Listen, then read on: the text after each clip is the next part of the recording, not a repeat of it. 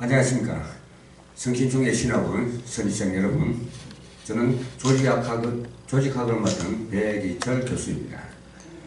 여러분, 오늘 첫 강의가 매우 중요합니다. 교수는 여러분들에게 길만 가르쳐주면 됩니다. 길잡이 노릇을 어떻게 할까 하는 것을 고민하고 오늘 첫 강의를 시작하게 됐습니다. 오늘 서론에서는 조직신학의 7분야, 조직신학의 7가지 주제를 가지고 말씀드리겠습니다. 조직신학은 성경에 게시된 하나님의 진리들에 대한 체계적이고 지식이며 기독교 복음의 자세한 해설입니다. 조직신학의 7주제들은 다음과 같습니다. 첫째, 서론은 기독교 교리의 기초가 되는 성경에 관하여, 신론은 하나님의 존재와 사역에 관하였습니다. 인간론은 사람에 관하여, 특히 죄에 관해서 기록하고 있습니다. 기독론은 구주 예수 그리스도의 인격과 사역에 관해서 말씀하고 있습니다. 구원론은 성령께서 죄인을 실제로 구원하는 단계에 관해서 말씀하고 있습니다. 교회론은 구원받은 성도들의 모임인 교회와 승리에 관해서 기록하고 있습니다. 종말론은 성도들의 개인적 그리고 세계적 소망에 관해서 기록하고 있습니다. 첫째 서론에서는 제1부 신학의 개념, 역사, 방문. 첫째, 신학의 개념과 분야들인데, 신학의 개념이란 무엇인가? 신학은 말 그대로 하느님에 관한 학문입니다. 학업 또는 학문이란 세계적으로 연구에 의해 얻어진 사실들이나 원리들에 대한 지식입니다. 즉 어떤 주제에 대한 체계적 지식을 의미합니다. 그러므로 신학이란 하나님과 그의 진리들에 관한 체계적 지식이라고 정의할 수가 있습니다. 이것을 다른 말로 조직신학이라고 부릅니다. 이와 같이 엄격한 의미에서 조직신학은 신학을 가리켜서 조직신학이라고 합니다.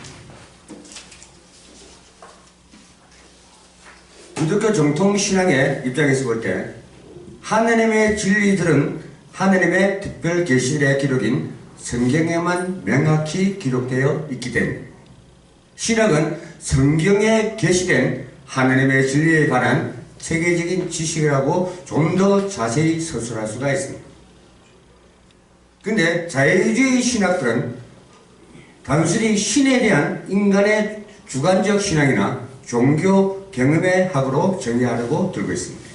그러나 이런 주관적 개념을 배격하고 하나님에 대한 지식을 객관적 성경 말씀에만 찾는 것이 바른 태도이며 역사적 개신교회의 입장입니다. 찰스 하치는 말하기를 신학의 목적은 성경의 사실을 체계화하고 그 사실들이 내포하는 원리들이나 일반 진리들을 확정하는 것이다 라고 말했습니다. 오늘날 신학이란 말은 넓은 의미로 사용되고 있습니다. 일반적으로 신학의 5분야라고 말하는 구약신학, 신약신학, 조직신학, 역사신학, 실천신학 등의 신학이란 명칭이 사용됩니다. 자유주의 진영에서는 정치학, 흑인신학, 해방신학, 민중신학, 여성신학 등 소위 상향신학의 개념들이 유행하고 심지어 통일신학이라는 말까지 나오고 있습니다. 이런 의미에서 신학의 어떤 특정 주제 혹은 분야에 나타난 하나님의 진리에 대한 지식을 가리키는 말입니다. 그러나 이것은 신학이라는 말의 정확한 용법은 아닙니다. 신학은 때로로 교의학 또는 교의신학이라고 말합니다. 교의학이란 교의에 대한 체계적이고 지식의 정의라고 할 수가 있습니다. 교의라는 말은 신학에서 하나님의 진리에 대한 교회의 공식적 진술을 가리킵니다.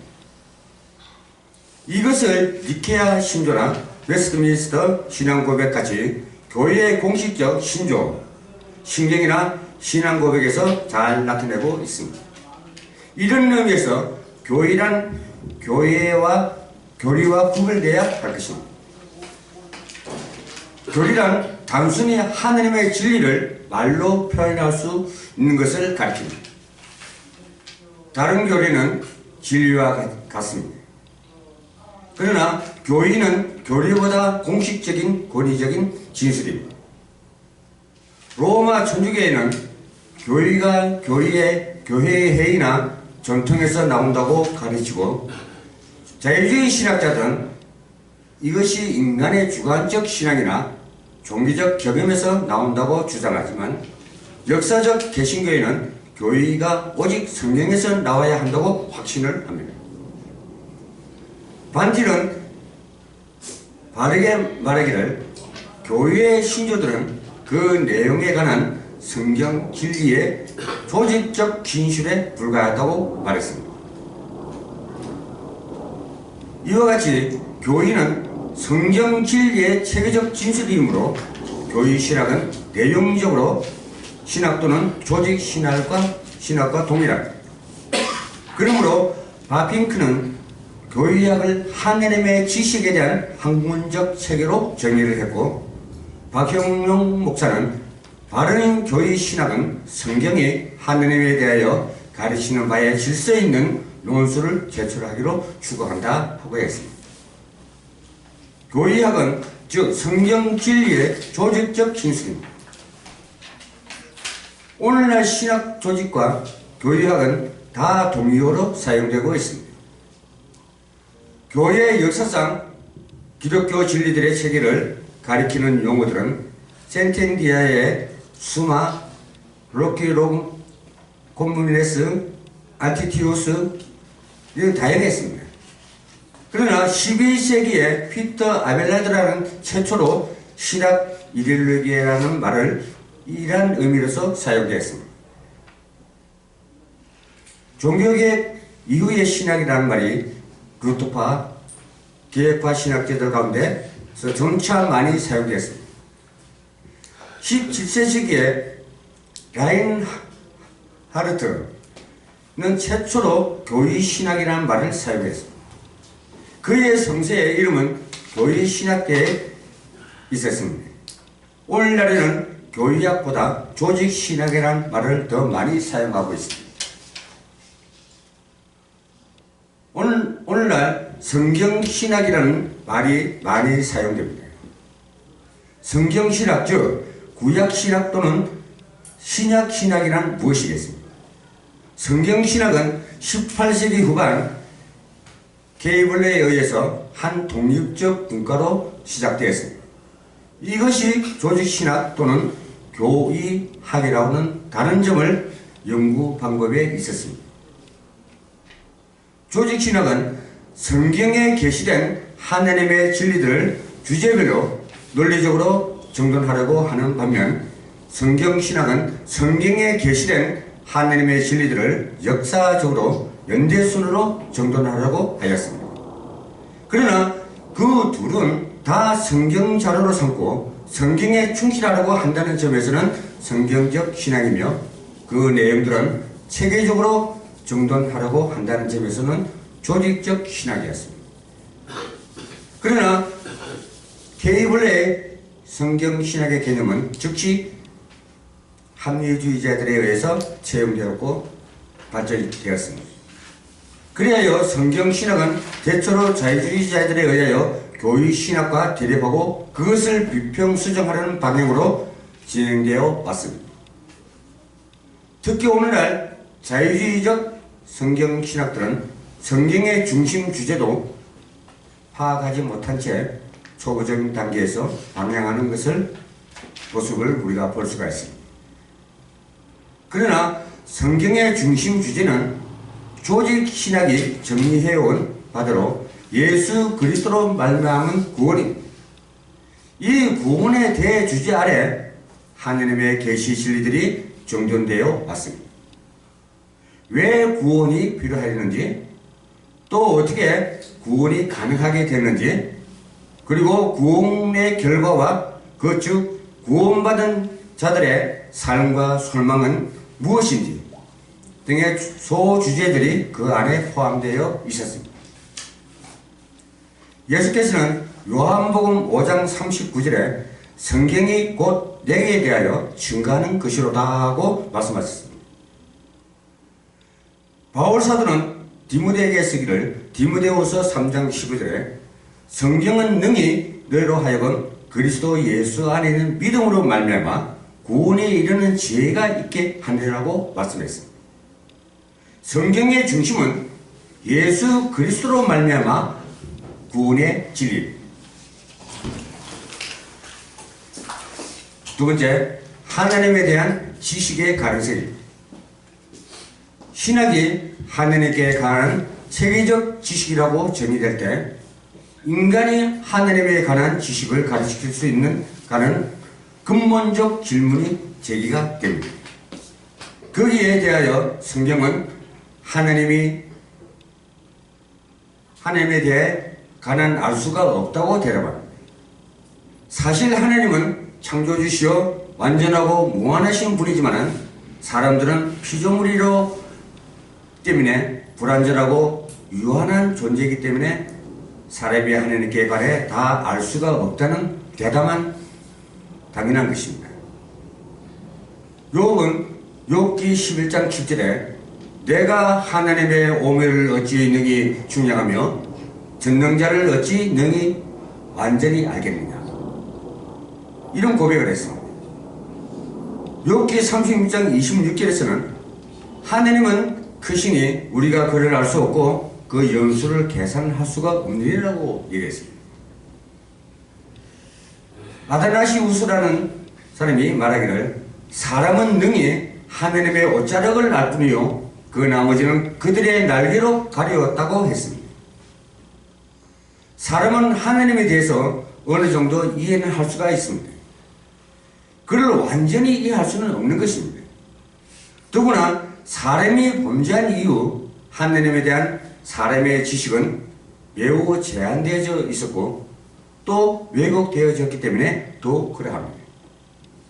그러나 사람은 창세기 1장 26절에서 27절에 보면 하나님의 형상으로 창조되었기 때문에 그리고 이제 성경 말씀과 성령의 깨달음의 하심을 통하여 비록 부분주의고 불안한 자들만 하나님에 대한 참된 지식을 가질 수가 있습니다.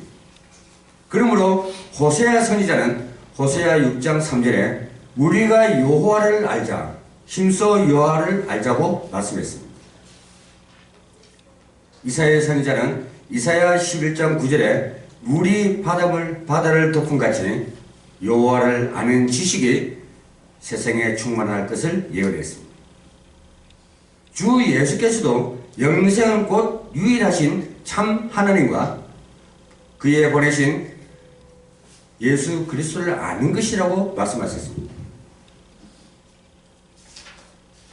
그러므로 하나님께서 인간의 자신을 계시할 수 있음을 부정하고 인간의 이성으로 하나님의 세계를 도무지 알 수가 없다고 단정하는 칸트의 철학 사상이나 불가이론자들의 해이주의는 정당하지 못하다는 것입니다. 해이주의자들은 흔히 자기의 모순적인 자신들의 이론에 대한 확신을 나타냈습니다. 사람이 신이나 실제에 대한 지식을 가질 수 없다는 사실을 어떻게 확신할 수 있는가? 그러나 이들은 이렇게 확신하는 것입니다. 신학의 분야들을 한번 보도록 하겠습니다. 넓은 의미에서 신학은 5 분야들로 나뉩니다. 첫째 구약은 히브리어, 구약사, 성경 고고화, 구약개론, 구약석의 구약신학 등이 포함됩니다.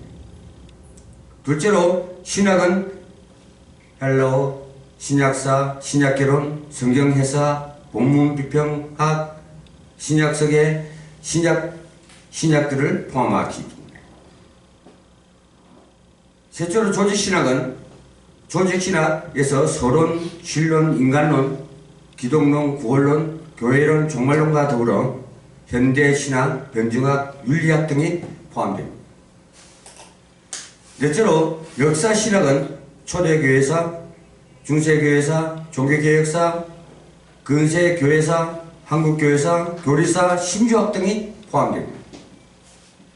다섯째로 실천신학은 목회학, 설교학, 예배학, 교회행정학, 교회정치학, 성교학, 기독교, 교육학, 교회음악학 등이 포함됩니다.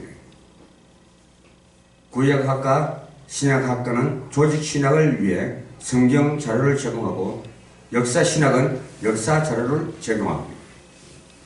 구약부터 역사신학까지 이론신학이고 실천신학은 적용신학이다 하고 말할 수가 있습니다.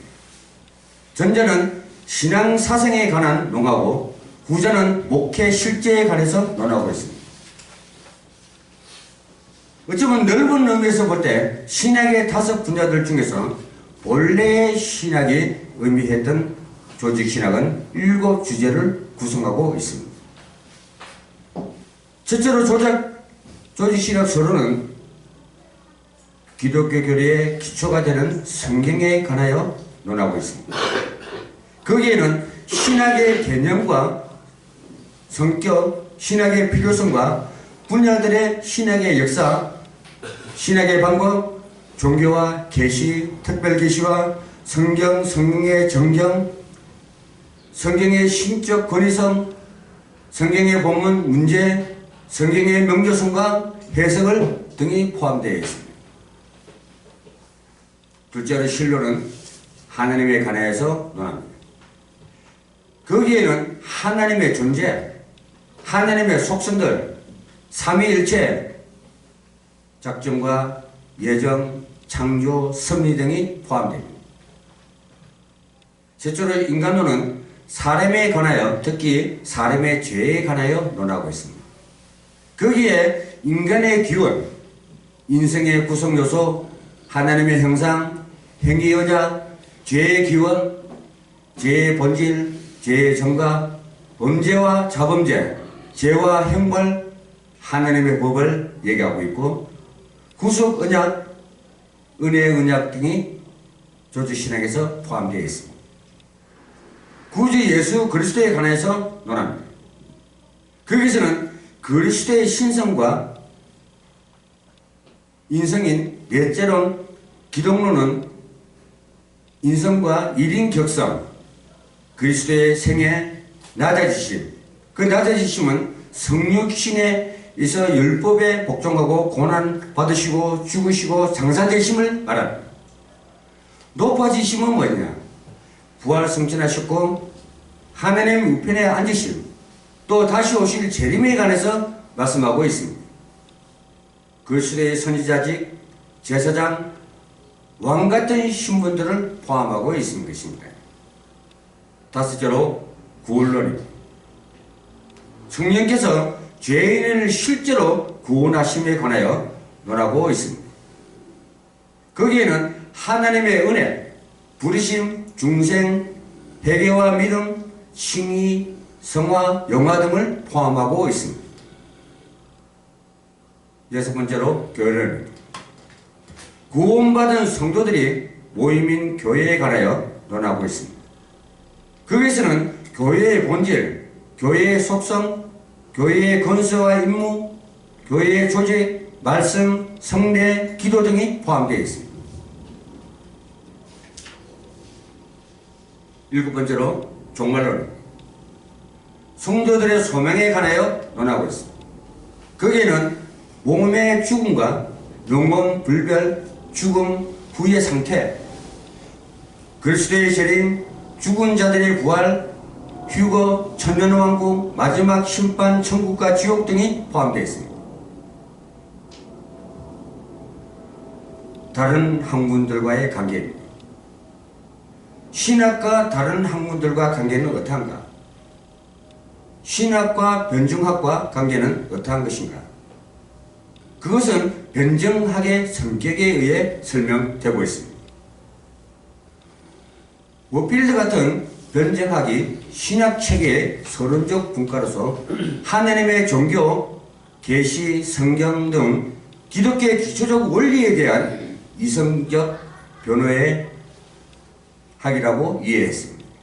그러나 카이포와 바핑크 같은 이들은 변증학이 기독교 진리에 대한 공격에 대항적 성경적 답변의 학이라고 이해했습니다.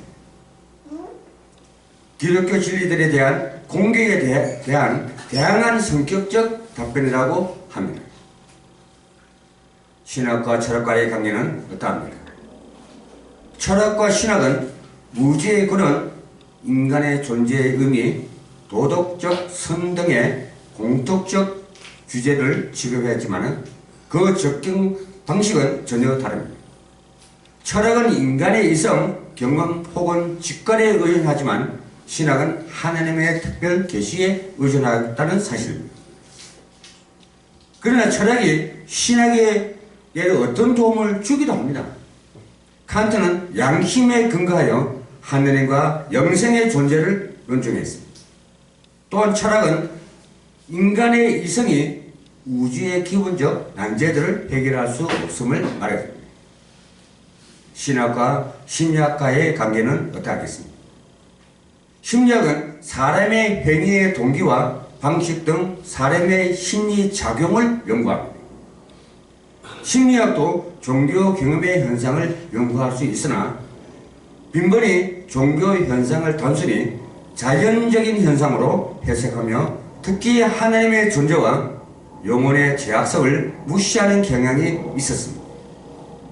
물론 하나님의 계시 진리들과 일치하는 심리학의 연구 결과들은 신학의 보조적 역할을 할 수가 있는 것입니다.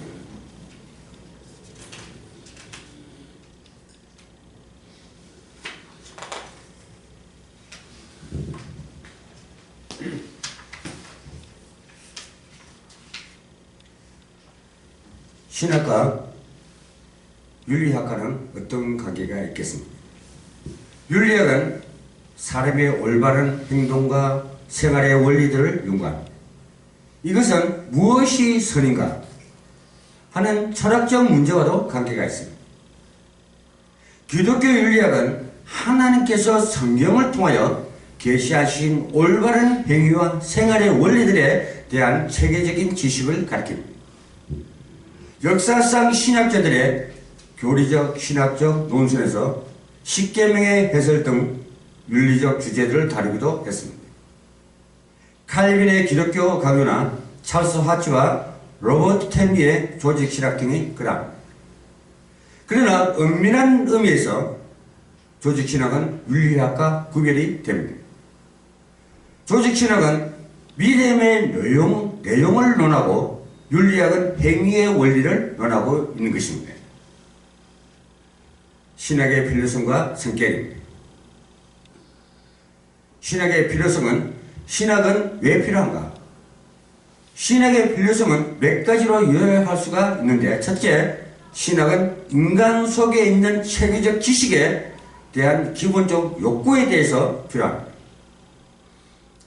지식의 체계화는 사람의 기본적 욕구이며 진리의 지식에 대해서는 더욱 그러합니다. 우리 하나님의 진리들을 단편적으로가 아니고 전체적인 것으로 알기를 원합니다. 여기에 신학의 필요성이 있습니다. 신학은 성경에 계시된 하나님의 진리의 체계적 지식을 추구하고 있으므로 모든 진지한 성도들의 기본적 욕구에 충족이 될 것입니다.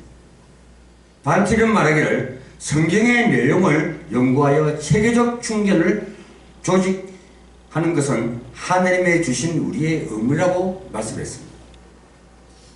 둘째로 신학은 하나님의 진리의 효과적 전달을 필요합니다. 불신자에게 전도할 때나 새신자에게 가르칠 때는 우리는 먼저 하나님의 진리를 체계적으로 이해해야 할 것입니다.